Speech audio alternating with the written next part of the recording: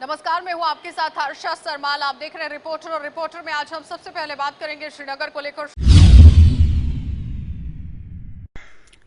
आप जुट चुके हैं जेके 24/7 न्यूज़ के साथ। मैं हूं आपका मेज़बान आदिल डार। इस वक्त अगर हम मौसम के हवाले से बात करें तो अगर इस वक्त धूप खिली हुई है पूरे वादी कश्मीर में, धूप खिली हुई है, लेकिन आपको पता है कि चिला कलान जो है वो पहले ही जो है इख्तिताम पजीर हुआ है। लेकिन इस वक्त अगर धूप खिली हुई है तो आज जो है अगर हम शायद मुकाम गुलमर्ग की बात करें तो जो रात का जो टेम्परेचर है वो -6.5 के करीब जो है रिकॉर्ड किया गया। तो वही अगर आज थोड़ी सी राहत जो है लोगों को यहाँ मिली, आम लोगों को यहाँ पर मिली सर्दी के हवाले से, क्योंकि आपको पता है कि महकमा मौसमियात ने पहले ही पेशगोई की है कि आने वाले हफ्ते में जो है मौसम अबरार रहेगा। अगर हम कल के मौसम के हवाले से बात करेंगे तो कल जो है हल्की फुल्की जो है बर्फबारी गुलमर्ग में देखने को मिली या टंगमर्ग में भी देखने को मिली। तो वही कई कई जगह पर जो है हल्की फुल्की जो है बारिशें भी देखने को मिली। तो जिस तरह से पहले महकमा मौसमियात ने पेशगोई की है कि आने वाला जो हफ्ता है इसमें जो है मतला अबरार रहेगा और कहीं कहीं जगह पर जो है हल्की बर्फ बारिशों का भी जो है संभावना जताई गई है महकमा मौसमियात की तरफ से। लेकिन अगर हम इस वक्त बात करेंगे पूरे वादी कश्मीर की, अगर इस वक्त धूप खिली हुई है तो कहीं ना कहीं जो है यहाँ पर टेम्परेचर में अब जो है थोड़ा सा इजाफा देखने को मिल रहा है। तो लोगों को जो है कहीं ना कहीं राहत के आसार जो है वो नज़र आ रहे हैं, क्योंकि इस वक्त जो है धूप खिलने के साथ ही जो लोगों में थोड़ी सी राहत जो है वो मिल गई है। क्योंकि अब उम्मीद करेंगे कि क्योंकि दिन ब दिन जो है मौसम में बेहतरी के आसार जो है वो दिखाई देंगे, ताकि आम लोगों के साथ साथ जो इन्हें मुश्किलात आ रहे कहीं ना कहीं बुनियादी सहूलियात के हवाले से जो मुश्किलात आ रही थी, चाहे हम चिला कलान की बात करें या पूरे विंटर्स में बात करें, तो कहीं ना कहीं अब जो है बेहतरी के आसार जो है वो दिखाई दे रहे हैं। चूँकि आने वाले दिनों में जो अब मौसम में जो है कदर बेहतरी देखने को मिलेगी। अगर इस वक्त अगर हम मौसम की बात करें तो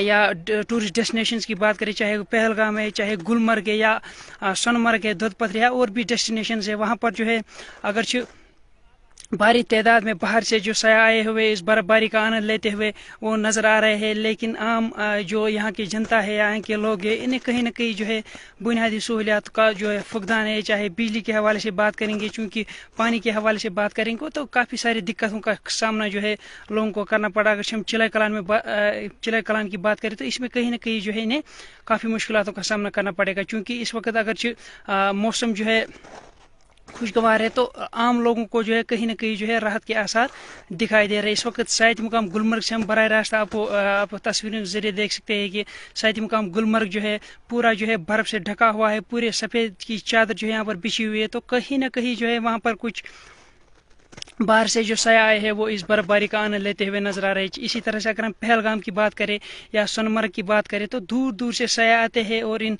सयाहती मकामात में कहीं ना कहीं जो है इस बर्फबारी या इस वेदर का जो है वो खूब आनंद लेते हुए नजर आ रहे हैं। दिन भर हज़ारों की तादाद में सयाह इन सयाहती मकामात की तरफ जा रहे हैं और इस बर्फबारी का जो है खूब आनंद लेते हुए वो नजर आ रहे हैं। तो ये था मौसम के हवाले से अपडेट। उम्मीद करेंगे कि वादी में जल्द ही जो है मौसम में कदर बेहतरी आएगी, ताकि यहाँ की जो जनता है इन्हें कहीं ना कहीं जो है राहत मिल सकेगी। आप बने रहिए जेके 24/7 के साथ। 1959 में जब सैलाब आया वादी कश्मीर में, एक बहुत बड़ा सैलाब आया था, तो उस वक्त मैं शायद पैदा भी नहीं हुआ था। तो लेकिन जो हिस्ट्री यहाँ की बता रही है कि उस वक्त तहसील हाजिन में था, और उसके बाद then honourable president of this prime minister of Jammu and Kashmir मोहतरम मरहूम बख्शी साहब ने उस वक्त उस तहसील को यहाँ शिफ्ट किया था। और तब से 1959 से ये तहसील, ये जो सुंबल सोनावारी में भी एस्टेब्लिश्ड है, तो उसके बाद 2 तहसील हुई सब डिवीजन के, एक हाजिन और एक सुंबल। और लेकिन जो ये सुंबल है, it is the heart of the district Bandipur right now. और कभी ये तो मैं अगर इसकी जो तवारीखी अहमियत बयान करेंगे, ये रियासत जम्मू कश्मीर का वाहिद ऐसा तहसील है, ऐसी जगह है जहाँ तमाम जो दफातर हैं एक ही मतलब with in the range of half A kilometre में ये सारी बिल्डिंग्स है, हर एक दफ्तर है। तो इसकी ये खुसूसियत है। और उस वक्त जब बख्शी गुलाम मरहूम के दौर में जितनी सारी बिल्डिंग्स 20-25 बिल्डिंग्स उस वक्त यहाँ बनाई गई थी, तवारीख जो इनका जो यहाँ आर्किटेक्चर है, इनका जो एक अंदाज़ बनाने का है, बेहतरीन था। लेकिन एक बदकिस्मती हुई कि जो अगरचे गवर्नमेंट ने बहुत सारे काम यहाँ किए, कुछ एक डाक बंगला भी बनाया गया, कुछ मतलब एक हाई स्कूल हायर सेकेंडरी की बिल्डिंग भी बनाई गई, एक डिग्री कॉलेज भी बनाया गया, लेकिन जो ये पुरानी बिल्डिंग है इनको रिनोवेट नहीं किया गया। This is the main problem. अगर आप यहाँ इरिगेशन की बिल्डिंग देखिए, जो इनका स्टेट मतलब हेडक्वार्टर है इस मतलब कॉलोनी का और इस सुंबल कॉलोनी का, तो इस डिवीजन की बात करेंगे, ये भी अभी 1962 में ये बिल्डिंग बनी है, तो तब से ये भी रिनोवेट नहीं हुई है। तहसील ऑफिस देखिए कितनी खूबसूरत बिल्डिंग है, लेकिन इसमें भी कोई रिनोवेशन नहीं हुआ।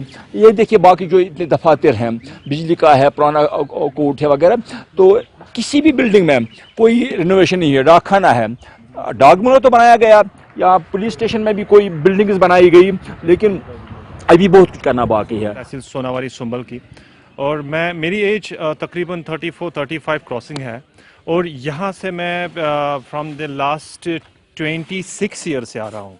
लेकिन इस तहसील हेडक्वार्टर की अगर बात की जाए, ये एक कदीमी एक हेडक्वार्टर है, लेकिन गवर्नमेंट साइड से यहाँ पे उतनी सारी रिनोवेशंस नहीं हो रही है, क्योंकि हेरिटेज साइट है। अगर इसमें मॉडिफिकेशन आ जाए, अगर इसमें कुछ ऐसी एक टेक्निकल एक्सपर्ट्स आ जाए, और साथ साथ में इसमें जो यहाँ की टॉयलेट फैसिलिटीज़ आ जाए, और साथ साथ में इसकी में यहाँ पे जो ग्रीन पार्क्स, इको पार्क्स लगे हुए हैं, अगर उनकी रिनोवेशन हो जाए, और यकीनन यहाँ के जो आसपास के लोग जो है वो राहत की सांस ले पाएंगे। साथ साथ में ये जो डिपार्टमेंट्स है, जो जितने सारे बिल्डिंग्स आसपास में पाए जाते हैं, उन बिल्डिंग्स की रिनोवेशन हो जाए, वो भी एक अच्छा खासा स्टेप गवर्नमेंट की साइड से हो। शुमाली कश्मीर के ज़िला बांडीपुरा का सोनावारी तहसील, इसका एक तारीखी पस मंज़र है। आपको बताते हैं कि यहाँ के मुकामी लोगों का कहना है कि उस वक्त के जम्मू कश्मीर के हुक्मरान बख्शी गुलाम अहमद ने इसको तामीर करवाया था, लेकिन इसकी हालत जो है वो काफ़ी खस्ता हो चुकी है। जितने भी महकमा जात है, जो भी पुरानी बिल्डिंग है यहाँ पे, जो भी इमारतें हैं, वो काफ़ी ख़राब हो चुकी हैं। और मुकामी लोगों का ये कहना है कि इन बिल्डिंग्स की रिनोवेशन वक्त की अशद ज़रूरत है, ताकि सोनावारी का जो तहसील है उसकी जो शान रफ्ता है वो दोबारा से बहाल हो सके। JK 24/7 के लिए मैं बांडीपुरा से साजिद रसूल। यूनियन बजट पेश हुआ पार्लियामेंट में, और मैं JNK के मुतल्लिक बात करूंगा। हमारे लिए तो मायूसकुन है। जो हम एक्सपेक्ट कर रहे थे कि इस बजट में यहाँ के जो इक्तिसादी हालात जो बद से बदतर हो गए हैं, उस पर नज़रसानी की जाएगी और उस पर इन्फ्यूजन किया जाएगा, मगर अफसोस से कहना पड़ रहा है कि वो दिखने को नहीं मिला। ख़ासकर मैं बात करूँगा जो हमारी रीढ़ की हड्डी है, हॉर्टिकल्चर सेक्टर। और आपको ये भी पता होगा कि हॉर्टिकल्चर सेक्टर में हम कितना नुकसान हुआ हमारे हॉर्टिकल्चरिस्ट का। एक तो हम 2 लॉकडाउन से गुजर के निकले। पहला तो जब 2019 में जब आर्टिकल 370 एब्रोगेट हुआ और अनकॉन्स्टिट्यूशनली एब्रोगेट हुआ, उसके बाद 1 साल तक हमारा प्रोड्यूस नहीं जा पाया बाहर, वो सारा सड़ गया। उसके बाद आपको भी पता है कि कोविड का लॉकडाउन लग गया और बहुत नुकसान हुआ, और साथ में बर्फ़बारी, अनसीजनल स्नोफॉल हुई और बहुत नुकसान हुआ हॉर्टिकल्चरिस्ट का। उनके लिए कोई ऐसा स्पेशल पैकेज नहीं मिला। और इनफैक्ट आज तो इस हॉर्टिकल्चर को ख़त्म करने के लिए जो ईरानियन एप्पल्स यहाँ पे मार्केट में आ रहे हैं, उस पर मैं उम्मीद कर रहा था कि गवर्नमेंट कुछ बोलेगी, कुछ टैक्स लगाएगी, जो बाहर से प्रोड्यूस आता है उस पर टैक्स लगता, ताकि हमारा प्रोड्यूस यहाँ पे निकले। तो ओवरऑल मायूसकुन है। हमारे आर्टिजन्स जो बेचारे इस टाइम पे सड़क पे पड़े हुए हैं, उनके बारे में कोई पैकेज नहीं आया। खासकर मैं आपको बात करूँ, आपने रिपोर्ट किया जो हाईएस्ट अनएम्प्लॉयमेंट रेट पूरी कंट्री में JNK में 22.6% थी, उसको एड्रेस करने के लिए कोई बात नहीं की गई।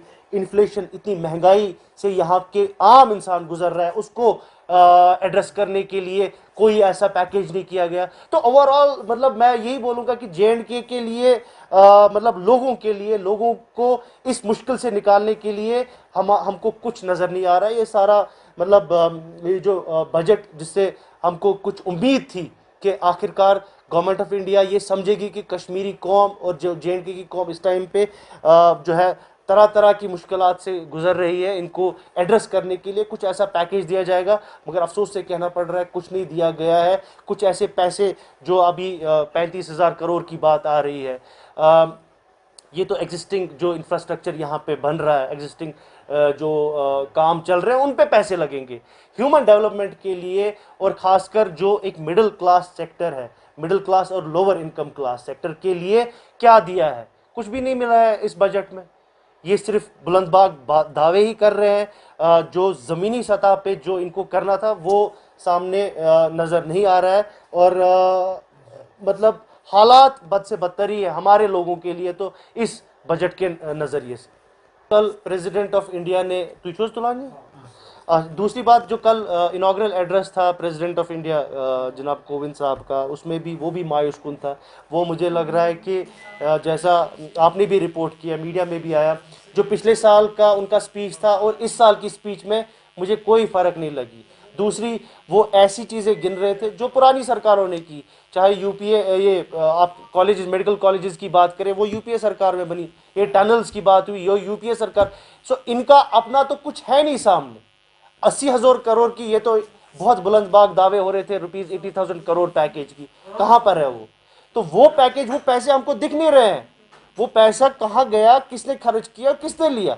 आज फिर से वही 35,000 करोड़ की बात कर रहे हैं। लेकिन लोगों के लिए, लोगों को इस मुसीबत से निकालने के लिए कोई ऐसा जो है, कोई ऐसा इनिशिएटिव नज़र नहीं आ रहा है जिसकी हम उम्मीद कर रहे थे कि ये इससे यहाँ के लोगों की हालत थोड़ी बेहतर होगी। समय बातचीत करने के लिए रविंदर राणा जी इनसे बातचीत करना चाहेंगे। बजट सामने नजर आया है सर, किस तरह से देखते हैं इस बजट सेशन को? केंद्र की नरेंद्र मोदी साहब की सरकार ने वर्ष 2022 का जो आम बजट पेश किया है, वो देश की जनता के हित में, समाज के हर वर्ग के हित में, हर सेक्शन के हित में यह बजट पेश किया गया है, जिसके लिए हम नरेंद्र मोदी साहब की सरकार का हृदय से धन्यवाद करते हैं। इस बजट में विशेषकर जो हेल्थ इंफ्रास्ट्रक्चर है और जो शिक्षा का क्षेत्र है, उसमें बड़े पैमाने पर फंड्स का एलोकेशन किया गया है। वहीं इंफ्रास्ट्रक्चर डेवलपमेंट, निर्माण कार्यों में, चाहे वो भवन निर्माण कार्य हो, सड़क निर्माण कार्य हो, बड़े बड़े प्रोजेक्ट्स हो, उन पर जो है वो बजट में अच्छा खासा प्रोविजन रखा गया है, जिससे यहाँ डेवलपमेंट होगी, वहीं विकास दर में तेजी आएगी और नौजवानों को नौकरियां मिलेंगी, नौकरियों में काफ़ी वृद्धि होगी। इस बजट के प्रोविजंस जिस प्रकार रखे गए हैं, उसका लाभ नौजवानों को होगा। 1 लाख करोड़ से अधिक की राशि इस बजट में जो रखी गई है, स्टेट्स को, स्टेट्स की इकोनॉमी को बूस्ट अप करने के लिए। वहीं विद्यार्थियों को जो कक्षा 1 से लेकर 12वीं तक के, उनके लिए ऑनलाइन क्लासेस जो इस समय बच्चे मोबाइल्स पर पढ़ते हैं, उनके लिए भी सरकार ने एक नई पहल की है और 100 के करीब टेलीविज़न चैनल्स चलाने का प्रोविज़न रखा गया है, जो अलग अलग स्टेट्स की लोकल भाषाओं में होंगे। जो बच्चे ऑनलाइन क्लासेस पढ़ते हैं, उनको टेलीविज़न के माध्यम से पढ़ाने की व्यवस्था की गई है। इस बजट में डिफेंस, रक्षा के क्षेत्र में भी वृद्धि की गई है और विशेषकर मेक इन इंडिया के तहत भारत देश में ही हमारी देश की रक्षा प्रणाली को मजबूत करने के जितने भी अत्याधुनिक हथियार, मॉडर्न वेपनरीज चाहिए होगी, वो उसकी व्यवस्था की गई है। देश के अंदर डिफेंस इंडस्ट्रीज को डेवलप किया जाएगा। स्वदेशी वस्तुओं के प्रयोग के ऊपर ध्यान दिया गया है और इसके साथ साथ देश के अंदर गरीब, मजदूर, किसान और जो अनएम्प्लॉयड यूथ है, उनके लिए भी सरकार ने ध्यान रखा है। विशेषकर इस मुश्किल परिस्थिति में सरकार ने कोई भी नया टैक्स नहीं लगाया है। जो हमारे सरकारी कर्मचारी हैं, पहले ऐसे समाचार पत्रों में बहुत सारी एप्रीहेंशंस और चिंताएं जताई जा रही थी कि शायद सरकारी कर्मचारियों को टैक्स में बढ़ोतरी होगी, लेकिन सरकार ने इस मुश्किल परिस्थिति, जो कोरोना वायरस महामारी के चलते सारी दुनिया की इकोनॉमी जो है वो लड़खड़ाई है, सारी दुनिया के अंदर इकोनॉमिक जो है रिसेशन और इकोनॉमीज डिबेकल हुई है, लेकिन फिर भी भारत देश के अंदर टैक्स स्लैब्स में कोई परिवर्तन नहीं किया गया है। मोदी साहब ने सबका ध्यान रखा है। लेकिन अपोजिशन तो तंज कसती है, वो कह रही है कि कहीं भी बदलाव देखने को नहीं मिला और जम्मू कश्मीर का जिक्र करते हैं, उसको लेकर भी कई सारी अपोजिशन पार्टी ने इस पर तंज कसा है। जम्मू कश्मीर भी भारत का हिस्सा है और जो केंद्र सरकार का बजट होता है पूरे देश के लिए होता है। 100 के करीब वंदे भारत की जो एक्सप्रेस ट्रेन चलेंगी उनमें से जम्मू कश्मीर में भी बहुत सारी ट्रेन्स का मार्ग यहाँ तक भी आएगा। आप देख रहे हैं कि जम्मू कश्मीर में इस समय केंद्र की नरेंद्र मोदी साहब की सरकार ने बड़े पैमाने पर इंफ्रास्ट्रक्चर डेवलपमेंट में फंडिंग की है। यहाँ बड़े बड़े हॉस्पिटल, एम्स, मेडिकल कॉलेजेस, यहाँ इंफ्रास्ट्रक्चर डेवलपमेंट में road infrastructure development, ring roads हैं, हाईवेज, टनल्स, यहाँ के फ्लाईओवर्स, यहाँ के एयरपोर्ट्स की डेवलपमेंट्स, यहाँ गांव के अंदर सड़कों का निर्माण कार्य, गांव के अंदर जो है वो रूरल लाइवलीहुड मिशन के माध्यम से या जो ग्रामीण विकास विभाग के माध्यम से, रूरल डेवलपमेंट डिपार्टमेंट के माध्यम से बड़े पैमाने पर पंचायतों को फंडिंग्स, ये सब केंद्र की नरेंद्र मोदी साहब की सरकार ने किया है। और जम्मू कश्मीर की जनता ने केंद्र की नरेंद्र मोदी साहब की सरकार की योजनाओं का बड़े पैमाने पर हमें लाभ हुआ है।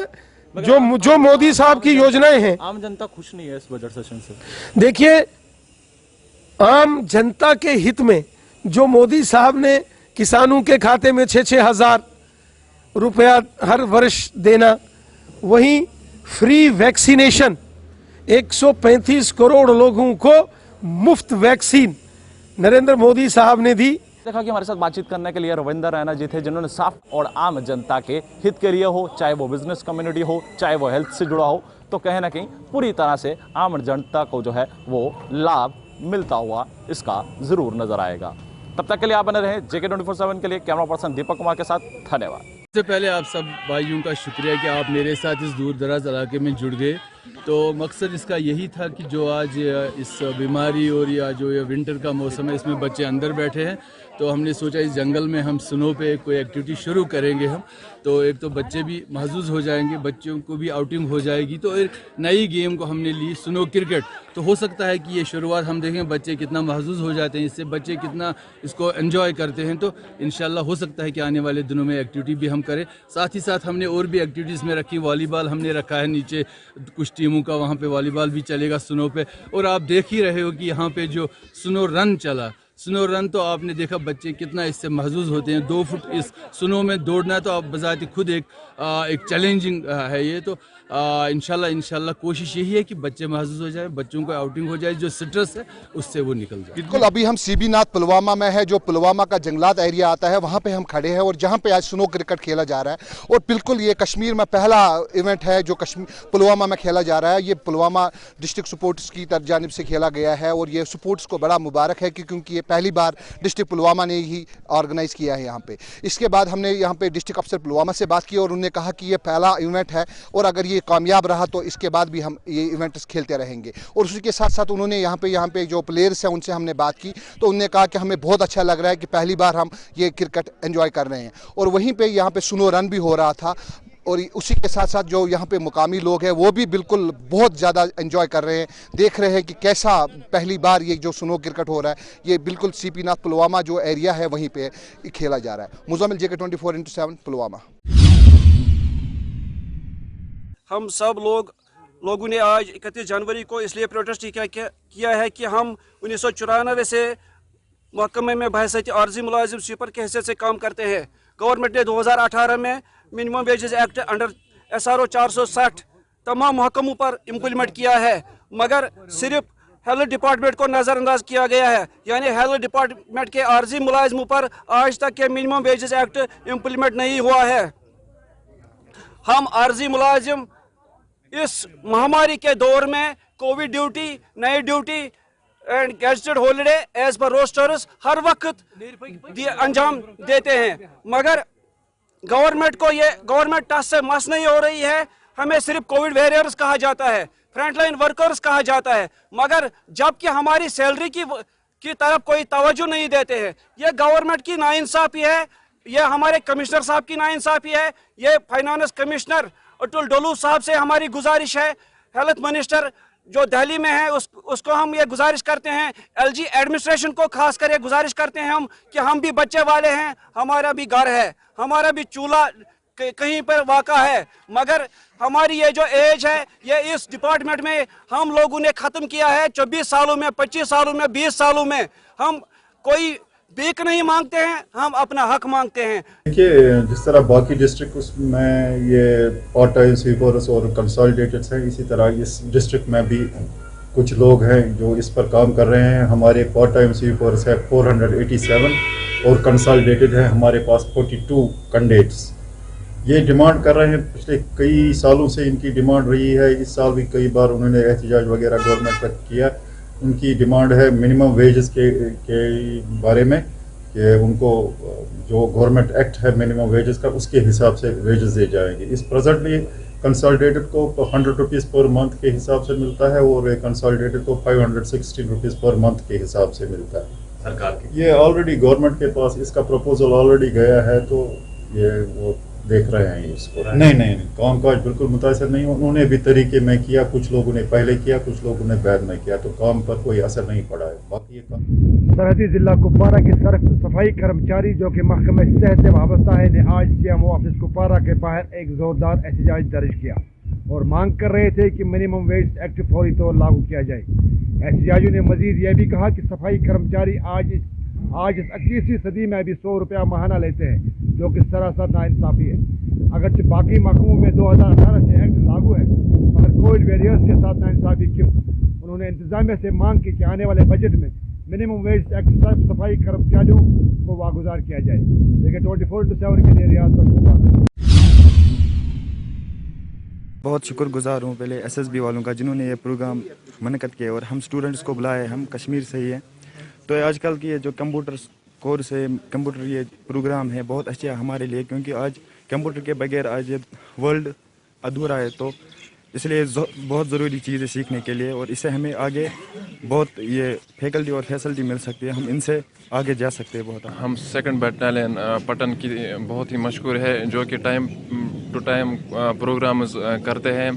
आज जो प्रोग्राम होने जा रहा है वो 30 डे बेसिक कंप्यूटर कोर्स है, जो कि हमारे लिए बहुत ही फ़ायदेमंद है, क्योंकि digital literacy is one of the most important thing in the present world. इससे हमारी जो नॉलेज है वही बढ़ती है।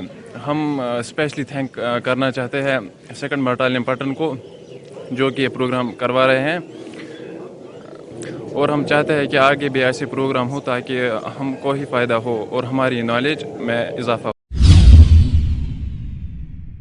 चलिए, तो फिलहाल आपने देखा कि अलग अलग जगहों से आपको रिपोर्ट दिखाई गई है। रिपोर्टर्स लगातार ग्राउंड जीरो पर डटे हुए हैं, लेकिन आज भी कहीं ना कहीं सरकारी मुलाजिमों पर गाज जो है वो गिरती हुई देखी गई है। ऐसे मुलाजिमों पर नकेल कसना बहुत जरूरी है। सिर्फ और सिर्फ यहाँ शोकाज नोटिस निकाल कर ही काम नहीं होगा। कारण बताओ नोटिस तो जारी करने की बात कही गई है, लेकिन इस पर किस तरह से कार्रवाई होगी ये देखने वाली बात होगी। आप देखते रहिए कार्यक्रम।